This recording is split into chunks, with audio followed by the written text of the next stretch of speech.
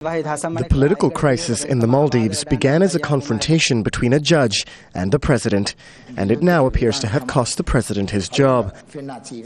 Following weeks of protests, the police were brought in to control the crowds, but instead, some of them joined the demonstrators.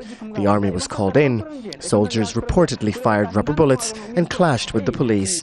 Some people were hurt. In the end, though, the president himself became a casualty. If I were to stay in power, I would have had to use excessive force, which would have resulted in a lot of people getting hurt. That's why I'm resigning. Within an hour, he'd been replaced by his vice president, Mohamed Nasheed, who promised to do everything to restore peace and security in the country. It all began 3 weeks ago when the country's top criminal judge was taken into custody after he ordered the release of an imprisoned opposition leader and former minister. The government accused the judge of being an agent of the former president, Maumoon Abdul Gayoom.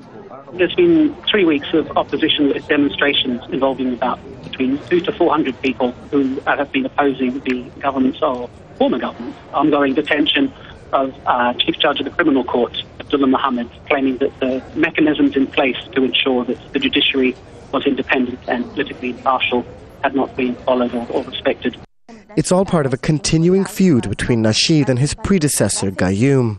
Under Gayoom's 30-year rule, Mohamed Nasheed spent a combined 6 years in jail, including 18 months in solitary confinement. In 2008, after a series of democratic reforms, elections were held and Nasheed won the presidency. Since then, Gayoom has stayed politically active but remained out of the public eye. But many of the country's top opposition leaders were Gayoom's former ministers, and he still enjoys the support of large sections of the police and army. For the last few decades, the politics of the Maldives has been the story of a family feud.